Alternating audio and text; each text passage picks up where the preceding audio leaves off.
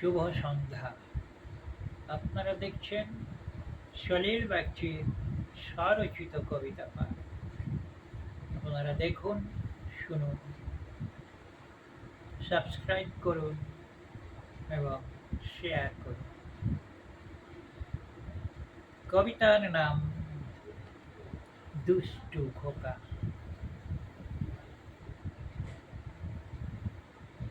কাঁদে খোকা, চোখে জল, বকেছে মা, আজ সে পড়া করেনি বলে। খেতে চায় কেবলই চকোলেট, তাই বলেছে বাবা কিনে দেবে সকালে। মার আঁচল টানি ঢাকে মুখ, আর চোখে চায়, হাসে মিটি মিটি, বুঝে নেয় মার মনটাকে সে, আবার করবে কিছু দুষ্টুটি।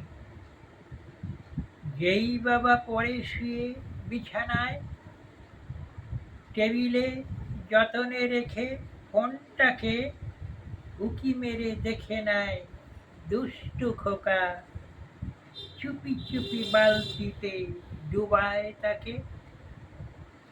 টের পেয়ে মা ওঠে চিৎকারি, ছুটে যায় দুহাতে খোকাকে ধরিতে।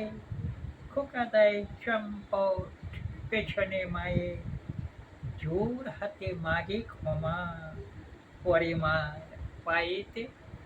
নমস্কার।